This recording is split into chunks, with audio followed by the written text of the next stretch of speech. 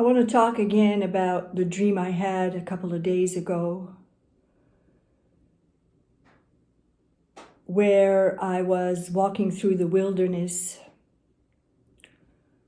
and my daughter and her husband were on my right-hand side on another path. And it's kind of like the road separated in two, and I went on the left side and they were following me, and then we heard some growling sounds from what seemed to be like wild animals. They stopped, they were afraid, they backed up, but I kept going in the dream, and the first thing I saw was this huge bear that was coming at me. Huge black bear standing up with his mouth wide open, ready to attack. But I had no fear whatsoever. So I started roaring out at the bear and scared it off. And I kept walking, I kept going and looking again on my right hand side to see that my daughter and her husband were trembling and they didn't want to follow me. And I kept telling them, it's going to be okay. It's going to be okay. Then I saw lions and tigers and all kinds of like wild cats also coming out of the woods and trying to attack me. But I roared even stronger, as if the power of God had increased inside of me, and they all flee. And once they disappeared, the path was made clear, it was made opened, it was bright. And I felt like, this is victory, so come on, I told my daughter and her husband. And I saw like she was on the verge of coming over, but he pulled her away. And she nodded with her head and she looked really sad in her eyes, and so did I. And I felt this was goodbye, that I have tried to lead her on the righteous path for many, many years, probably 10 or 12 years already. But she chose to follow the world, to marry an unsaved man, to go to a false church, to continue practicing worldly traditions. Yet she claims to be saved, she claims to know God, and she's doing it her way, and that's her excuse, that she's doing it her way. But the point of this dream is, my friends, that we all have people in our lives that will sooner or later go on another path. And we need to choose where we're going to stay. Are we going to follow them out of fear of losing their love, losing our relationship with them, or are we going to stay on the path that God has drawn in front of us to follow, in spite of the dangers, in spite of all the trials and tribulations we're going to meet? And God was revealing to me through this dream that if you stay on the path that I have traced for you, I will fight with you. I will fight your battles. We will conquer the giants in your life. You'll have nothing to fear because I will fill you with my spirit. I will give you power to conquer. And you'll have victory. It was very significant. And as I pursued my path, I felt completely released from my relationship with my daughter and her husband, because the Lord told me, it's not your battle. If she doesn't want to follow you, it's her choice, just like many didn't want to follow Jesus.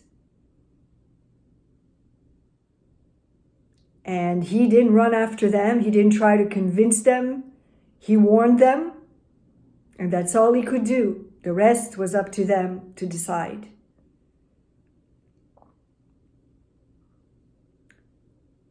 Choose which path you're going to follow, friends.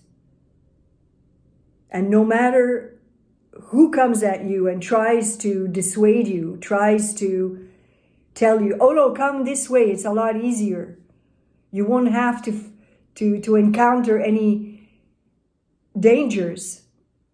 No, don't listen, because that's not the path that God has for you.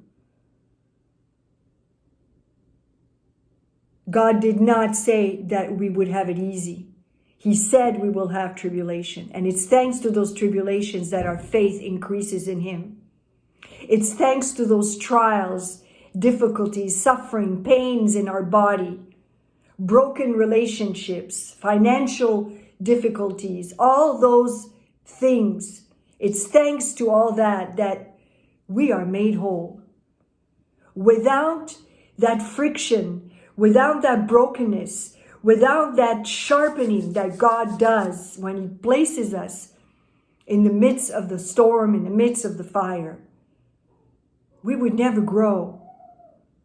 We would remain like this dead grain that never gives life.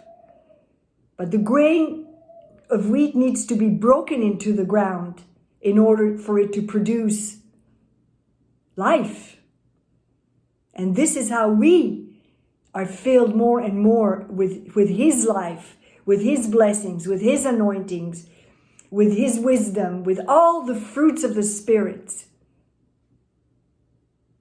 And then we can pour out what God has poured into us onto others, like I'm doing right now.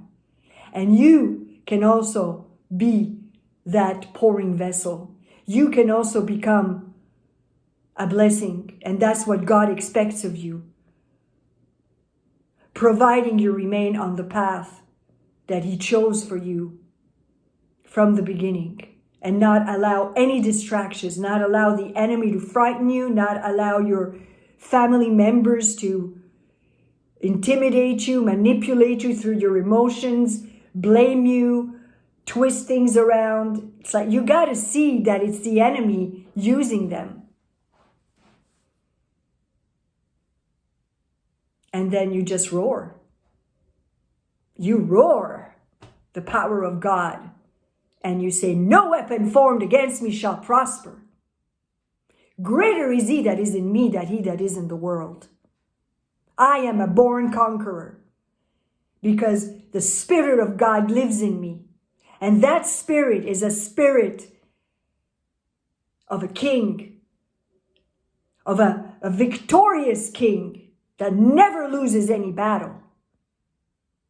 Now, if you start walking in this truth, I promise you, brother and sister, I promise you, you will reap the blessings that God has for you. But you have to play your part. You have to be willing to go through the training and not complain, not go to people for help, not ask God, why now? Why me? When is it going to end? No. You've got to be steadfast, saying, great, I'm having this other hurdle in my life, this other obstacle. Great.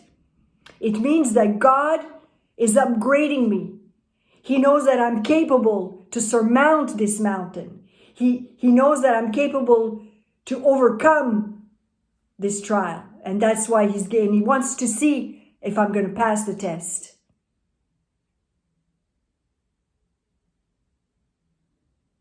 Remember, it's always about you passing the test that God has placed in your life. Will you honor Him by roaring away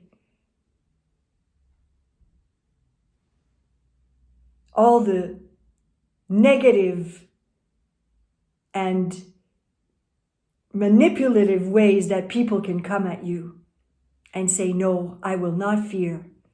No, I will not choose the easy way out. No, I will not go back. I will not shy away from danger. I will take it head on, face on, because my God is with me and He will fight for me. God bless you in Jesus' name.